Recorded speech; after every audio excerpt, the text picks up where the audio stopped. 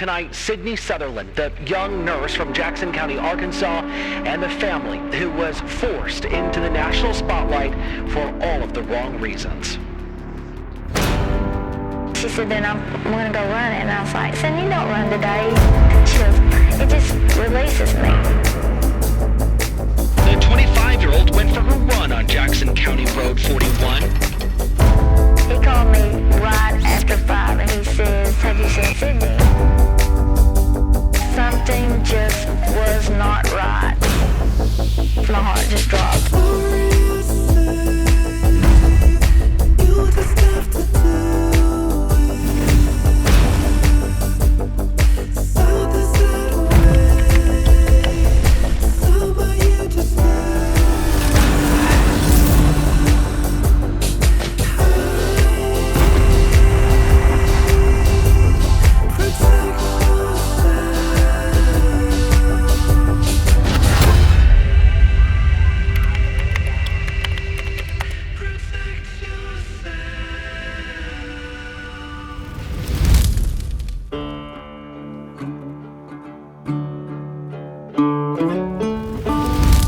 The Sutherlands are a close family in the small agri town of Grubbs, Arkansas. Maggie and Dion Sutherland had 3 children. Their 2 sons came first, Tyler and Sam, but later Maggie would give birth to a daughter named Sydney. Sydney Sutherland endeared everyone close to her with her energetic and charismatic personality, and she was as beautiful as she was bright, graduating from high school in 2014 as an outstanding senior. She loved the color pink, sports, exercise, family, and most of all, her nieces, who called her Aunt Sassy. 25-year-old Sydney's best friend was her mother, Maggie Sutherland. They rarely left each other's side. According to Maggie, even when the pair attended sporting events, Sydney often elected to sit with her mother instead of her own friends. She went on to study nursing right out of high school. She earned her LPN license and then began her career at a local medical center. While there, she continued to study and ultimately received her RN license at ASU Newport, a town not far from her hometown. Sydney once said, "The meaning of life is to find your gift. The purpose of life is to give it away." And that's what she did. Her gift was nursing and nurturing everyone and anyone. She loved life and was known to brighten a dimly lit day with her unfading smile. It was constantly shining, never trimming down and never flickering. And like her nickname, she was Sassy. Her Facebook post on July 24th of 2020 proves just that. She jokingly posted a meme that read, "If I'm ever murdered, just know that I ran my mouth to the bitter end."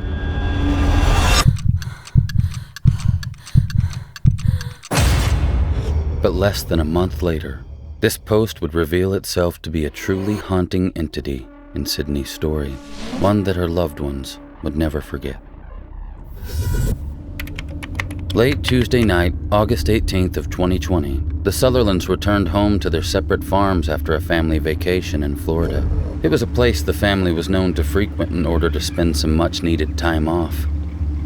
On Wednesday, August 19th, at 2 p.m., a day after they returned from their trip, Sydney told her boyfriend, Alex Nicholson, who lived with her, that she was going out for a run. She said, then I'm going to go run it. And I was like, Sydney, don't run today. You know, we've been gone, rest. You left a trainer. You did an hour hard workout. Why would? She goes, it just releases me. And it was true.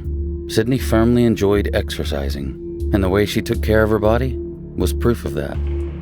So without heeding her mother's warning, she headed out alone down County Road 41 South near Highway 18 in Grubbs, Arkansas, population 301. Sydney knew everyone in the small farming town. She'd grown up around many of them and gone to school with most of the local people her age, and almost everyone in Grubbs was a farmer. They all attended the same community events together, so no one was really a stranger.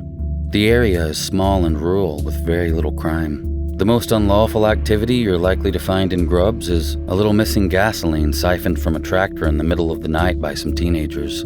A town like this was safe for everyone. A quick run, and Sydney's smile would be back before dinner, or so she assured her boyfriend Alex.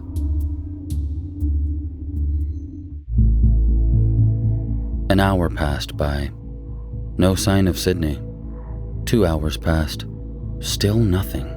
When 5 p.m. rolled around and Sydney still hadn't returned, Alex began to worry. He called Maggie to see if she'd heard from Sydney, but she hadn't. And every time they called the 25-year-old's cell phone, it went straight to her voicemail. Something wasn't right. This was totally unlike Sydney Sutherland. The concerned loved ones gathered together with their local family and scoured the area for any sign of Sydney, but ultimately came up empty-handed. She just disappeared without a trace. Worry began to stretch into deep concern as the Sutherlands called the Jackson County Sheriff's Office to officially report Sydney Sutherland missing. The sheriff, David Lucas, had known the family most of his life. He watched Sydney grow up, and even he knew it was totally out of her character to be gone that long without letting her loved ones know. If the family were concerned about Sydney being missing and they believed she was potentially in danger, then he did too. Sheriff Lucas called in reinforcements from the neighboring cities of Tuckerman, Newport, and my hometown, Jonesboro. He also called upon the Newport Department of Corrections, Arkansas State Police, the FBI, and the people of the community to help find the missing woman. The search began immediately. Soon after, a UPS driver came forward. He stated that he'd seen Sydney running down the road that day. Then Sam, Sydney's older brother, received a phone call in which he was told that a local farmer, Quake Llewellyn, had seen Sydney on the overpass near County Road 41, heading south toward home. With the update, they now had a point of reference for the search. They continued the search until about 2 a.m. Thursday morning before the group finally took a break to rest and recover. They'd been trying to track Sydney down for quite a while without a shred of luck. They were tired, and the darkness made the search difficult. But with Sydney still out there somewhere, I doubt anyone close to the Sutherlands could sleep. A few hours later, at 7:30 a.m. on Thursday the 20th of August, the party, consisting of hundreds of searchers, began to scour the area again, hoping to find something that would lead them to Sydney. Hello, good afternoon to you. I'm Mitch McCoy, 342 now at KRK4 and Fox 16 in Little Rock. We have been following breaking news throughout Jackson County most of the day. Claire Kreitz has been on the ground up there. Claire, this is something that you are monitoring very closely, as we know that the search for this 25-year-old woman, Sydney Sutherland, gets underway. Tell us and bring us up to speed on what's happening up there. Yeah, Mitch, I'm going to flip the camera for you guys to give you a better look at what's going on. You can see there are horses out here. There are ATVs. This road has been extremely busy, which, this is a rural area. So normally this is, pretty quiet over here. You can see where all those cars are. That's kind of the staging area for the search. There's a better look at those horses. I know it's a little blurry, so bear with me. But yeah, searches have been happening all day. People are coming from across the community trying to help out. Law enforcement agencies from across the community. I'm going to show you, once this car passes, I'm going to show you where Sydney Sutherland was last seen. So this is Highway 18 that we're on right now, and I'm going to walk across the street. Jackson County Road 41. This is where Sydney Sutherland was last seen, this county road. This was a typical jogging route for her, walking route, and she was last seen jogging on this county road near Highway 18. Again, by a UPS driver. That is who saw her jogging. She was in black shorts and a white tank top. But people have been out here all day just searching these fields. Again, a very rural community, just trying to find anything that they can. Just trying to find any sort of evidence, anything out of the ordinary. It's been an all-day effort. Multiple law enforcement agencies now involved in this search effort. Walk us through the mind of some of these searchers. We know that they were searching all night. We know that they stopped briefly in the overnight hours just because it got too dangerous, but they started as soon as that sun was coming up. What's going through the mind of investigators, searchers? I know that they're probably tired, but they're not giving up. No, nobody is giving up here. I've talked to a lot of people out here, from people that knew her or know her and say that she is just the kindest person ever, and they want to find her. From people who are just complete strangers are out here, and they're just so heartbroken by this story, and they want to do anything that they can to help out today. Like you said, they went into the early morning hours, about 2 a.m., and then they started back up about 7 this morning. And, I talked to a guy, sorry, it's loud on the street, but he's, helping on his day off. And he heard the story on the news, and he just wanted to be out here. He was on a 4-wheeler going up and down the fields, just trying to find anything that he could. They organized a grid to search every farm and homestead in the community. They methodically investigated every crack, crevice, hole, and structure, doing everything they could to find the beloved missing glow of their small-knit community. Tirelessly, the Sutherlands asked the same questions over and over. Where could she be? Why haven't we found her? Unresolved questions. Questions asked with no sign of answers. But unbeknownst to the family, there was a wolf in their midst. Someone in the search party knew exactly where Sydney was, but the cowardly mutt stood silent and said nothing, all the while wearing the skin of a concerned citizen. During a break from searching, the group replenished themselves with food and drinks. Members of the party offered the family support in the form of refreshing hope and encouraging words. One tall, burly farmer stood near a tree, listening intently to the rest of the group's chatter near the command center. Maggie Sutherland knew who he was.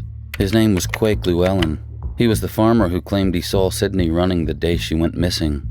She walked over to him and asked if he'd seen anything or anyone out of the ordinary. And when she questioned the young farmer about what Sydney was doing when he saw her, Quake answered, she was just running. Then oddly, the lurking 300-pound man hugged Maggie Sutherland, and the conversation was over. But a good mother's intuition is one of the only true forms of magic I've ever witnessed on this planet. When a mother insists she knows something or has a gut feeling about one of her loved ones, especially her children, you'd have to be a complete and utter fool to ignore her.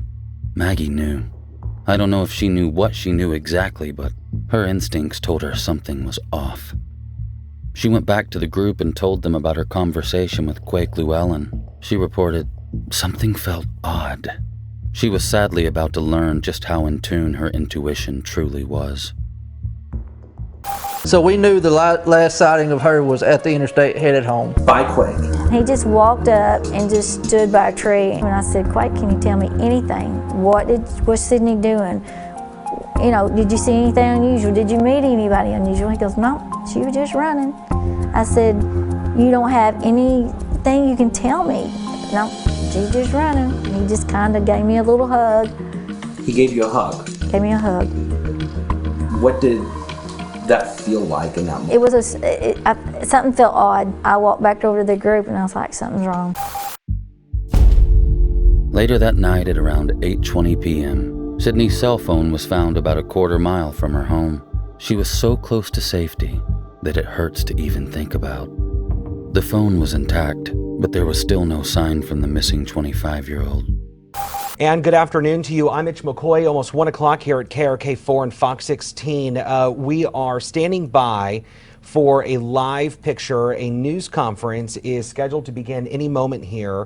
When this case first originated, the community really stepped up. Once word got out that Sydney was missing, we had people from all over the county, also adjoining counties, that were calling and coming over saying, hey, whatever you need, let us know, we'll do it. And like yesterday, we had about 150 volunteers on the ground yesterday, and that's normal what you'll see in these smaller communities. These folks really step up, Small community, there's a lot of love going on. I've been in law enforcement 30 years here, and of course we take every case serious. We work every case as hard. From one case to the next, we work them all at the same level. This case is more for me because it's kind of personal. I do know the family, know them well. I know Sydney, watched her grow up.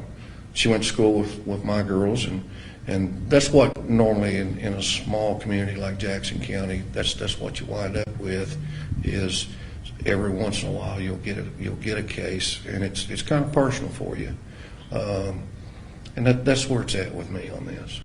Really, the only updates that I can give is to confirm that her phone was found yesterday. We're still following up on that as far as trying to develop any potential leads, and we're working on some current potential leads right now that we're checking into. I can't elaborate on what those are, but we are working on those.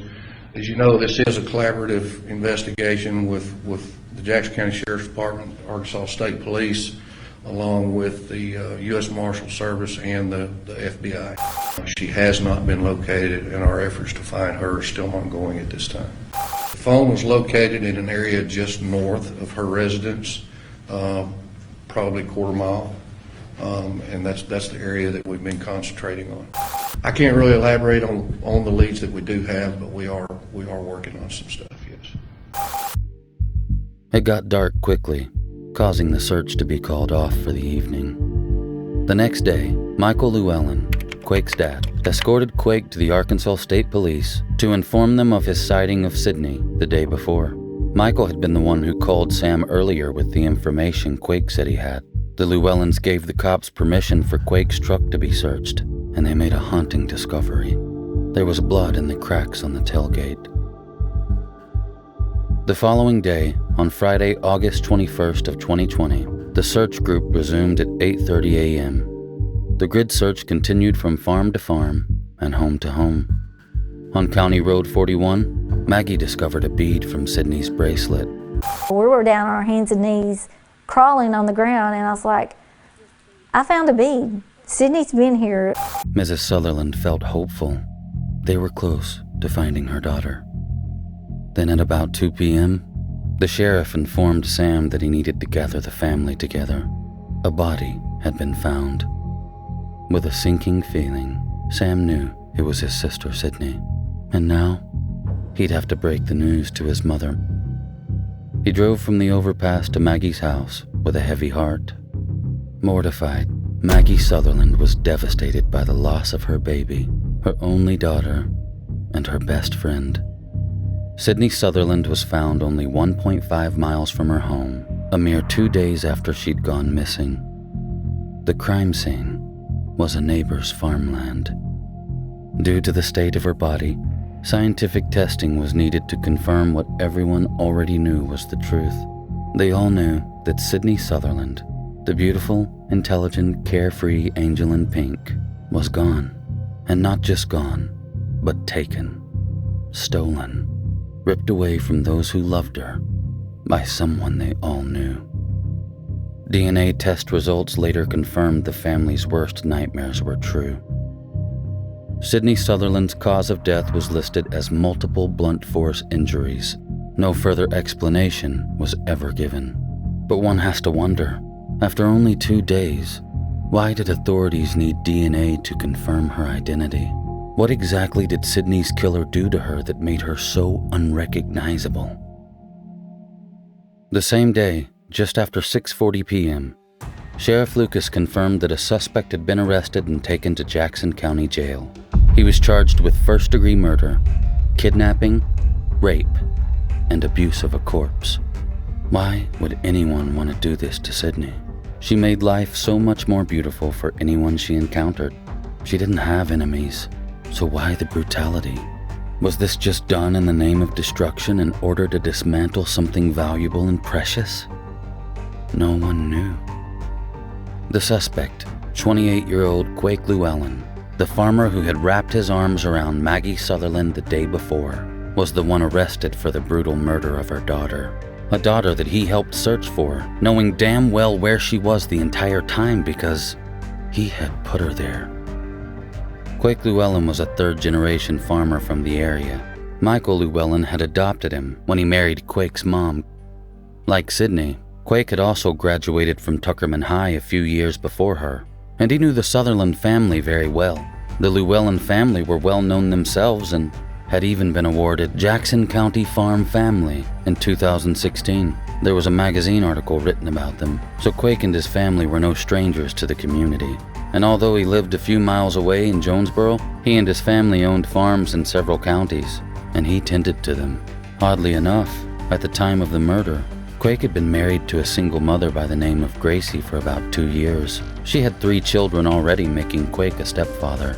Luckily for her, they had no kids between them. On Facebook, Gracie and Quake Llewellyn seemed like happily married soulmates.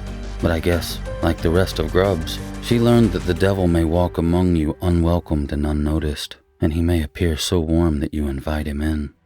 Now, I've seen people online say, how could Gracie not have known something was off about her husband? Well, I'll tell you how.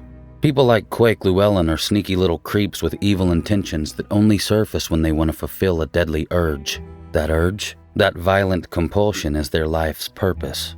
It consumes them until it's all they live for. It's all they think about. And everything they do is for the sake of achieving that sadistic objective and keeping their sick fantasies a secret. Look at that loser Dennis Rader, aka the BTK killer. His wife had no idea what kind of monster she was sleeping with. He would send letters to the police and media taunting them after his crimes. Rader's wife noticed one of his taunts in the paper one day and remarked that the killer misspelled a certain word the same way he does.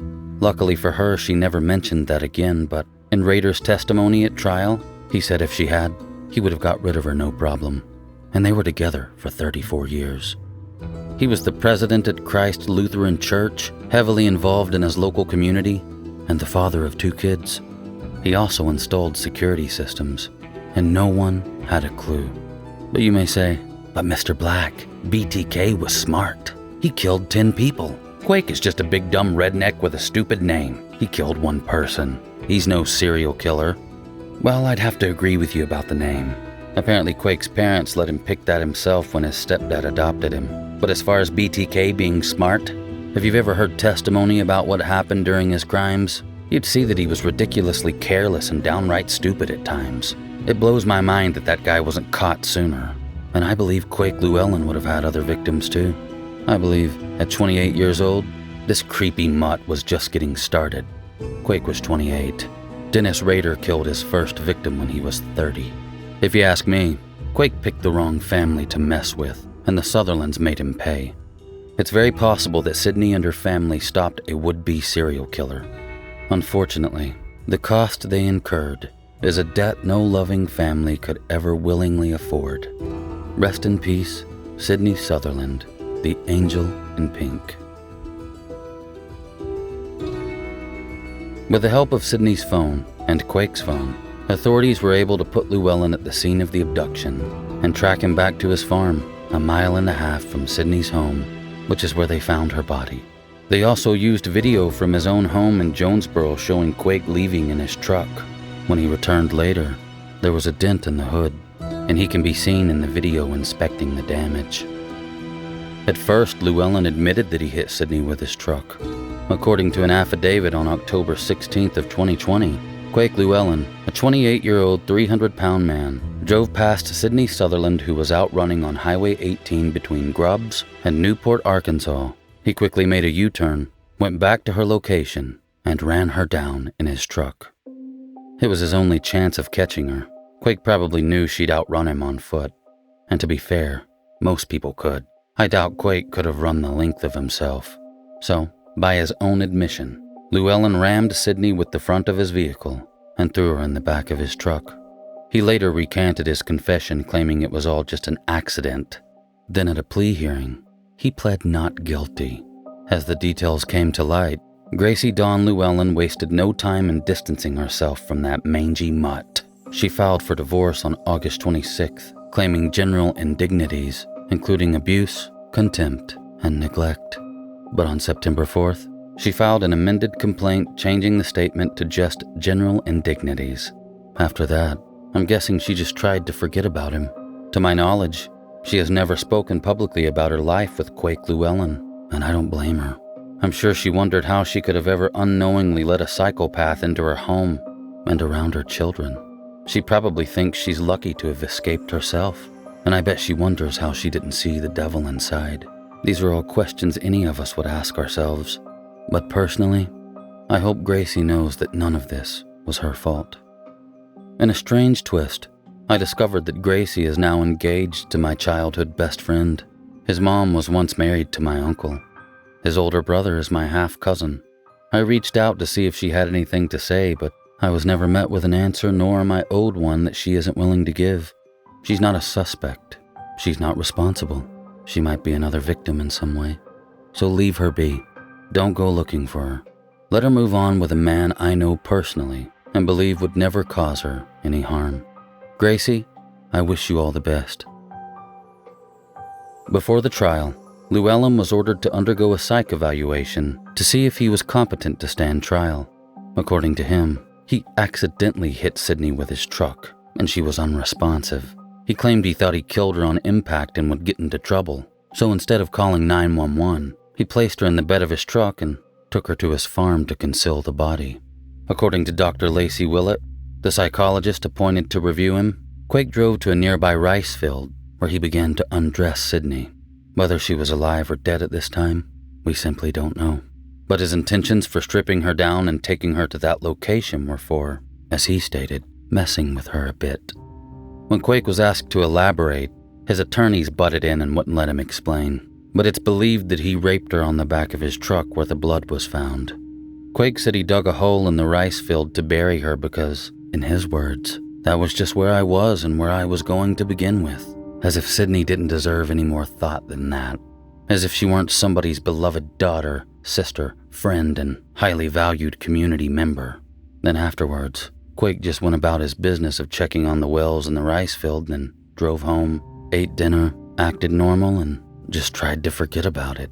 Dr. Willett said Llewellyn told her that he went to the police, letting them know he was the last person to see Sydney alive in hopes it would mask him from being considered as a suspect. She also reported that he had joined the search party via a Facebook group devoted to finding Sydney.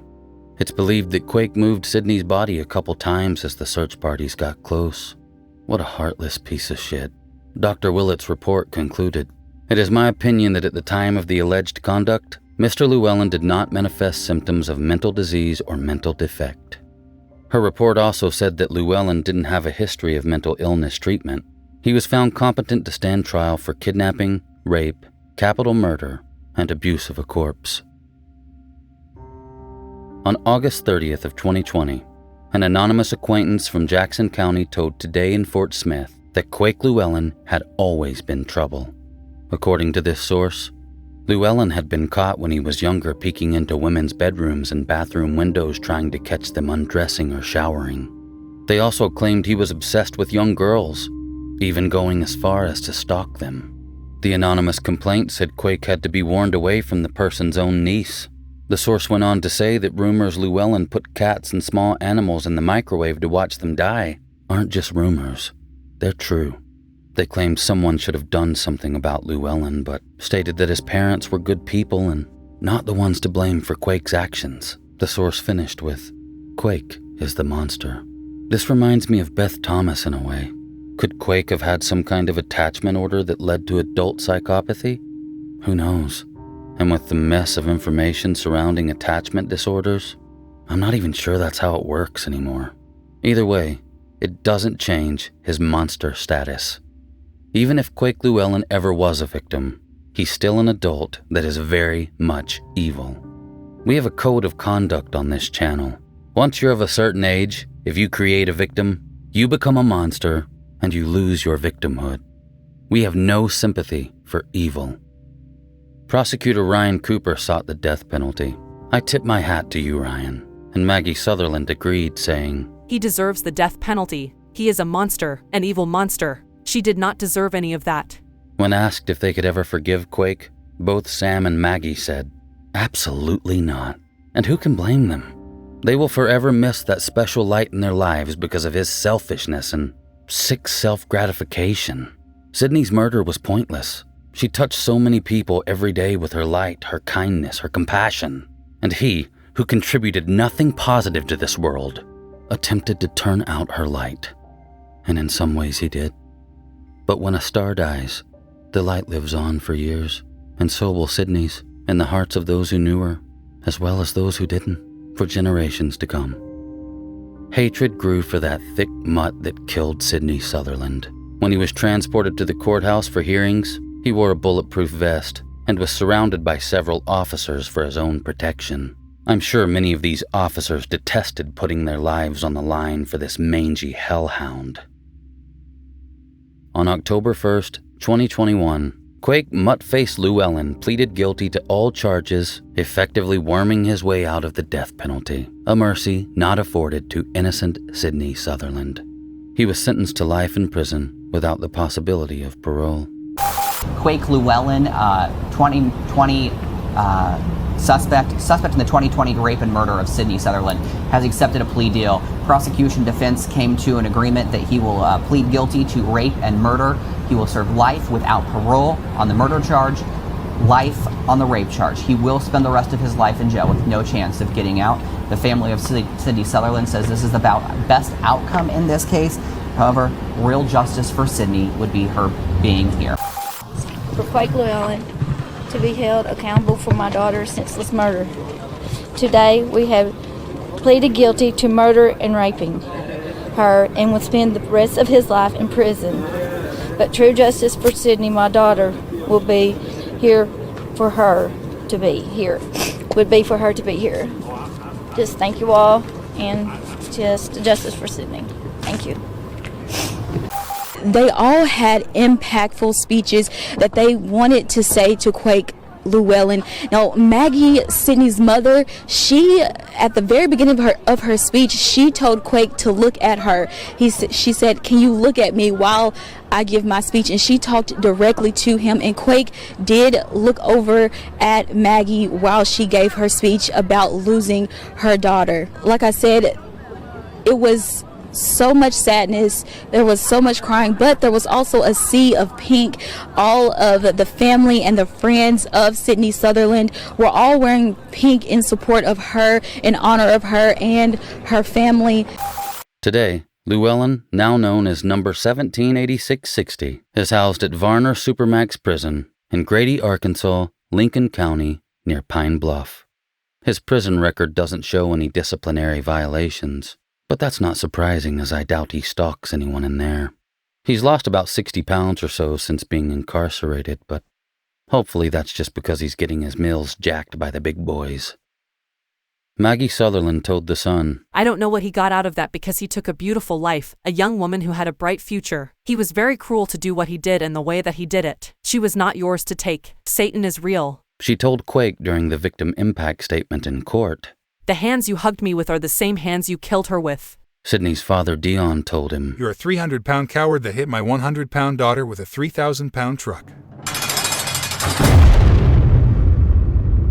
Sydney Claire Sutherland was laid to rest on August 28th of 2020, just weeks before her birthday. Because she was so loved by many, her funeral was live-streamed for all to see. The angel in pink will not be forgotten. A bright pink cross now designates her final resting place. On August 27th of 2020, the overpass in Jackson County that goes above County Road 41 was renamed in her honor. Immediately following her demise, her community started the very first Finish Sydney's Run 5K, a fundraiser to remember an intelligent young woman who was brutally taken from a community way too soon. The event occurs annually in her memory. Proceeds from the run go to the Sydney Sutherland Memorial Scholarship Fund for future students pursuing an education in the medical field at ASU Newport. In August of 2022, the Sydney Claire Sutherland Foundation surprised Jackson County School District teachers with $50 gift cards. Sydney had attended and graduated from Jackson County School District in 2014. Teachers often pay out of pocket for their school supplies, but this year, thanks to a guardian angel in pink, they were honored with gift cards to help with some of their expenses. In September of 2022, the second annual Miss Sassy pageant was held at the ASU Newport Auditorium. Proceeds benefit the Sydney Claire Sutherland Foundation and Scholarship Fund. Sydney, aka Aunt Sassy, had been in many pageants herself. Maggie said they were fun and relaxing for her late, amazing daughter. This year, the pageant was the beginning of a 2-week celebration of Sydney's life. The annual Finish Sydney's Run followed, accompanied by kids' events, live music, and fireworks. Maggie wants this celebration to honor the way her daughter lived, with grace and generosity. In simple ways, by little measures here and there, Sydney Sutherland will live on in the hearts of all who love her. She'll continue to touch lives as she did when she was here physically. Long live the amazing angel in pink. I'm Mr. Black, And this is the disturbing truth. Sydney Claire Sutherland of Tuckerman, Arkansas, departed this life on Wednesday, August 19th, 2020, at the age of 24. Her senior quote was, "The meaning of life is to find your gift. The purpose of life is to give it away." And she shared her many gifts throughout her 24 years. The memory of Sydney's beautiful smile, sparkling eyes, kind heart, and loving spirit will live on in the hearts of her loving family and her many friends. Aside from our heroic law enforcement teams, literally hundreds of volunteers left their work and rallied together to find her. Countless others brought food and supplies for those who were out searching. This was a testimony to the impact that she has had on this community.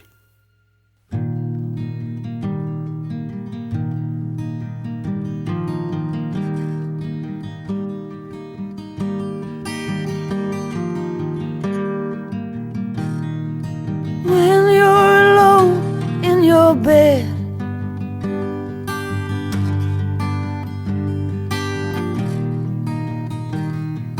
try not to think with your head.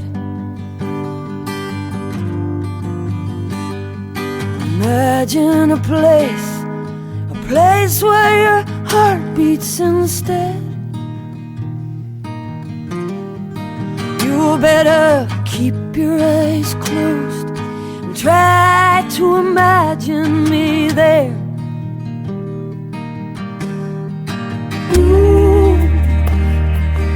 You with the milk chalky eyes.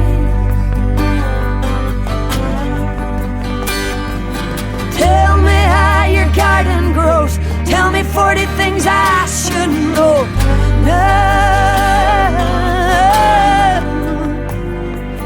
Don't be afraid. Set a place for me aside. You better keep your eyes closed. Ever you feel lost,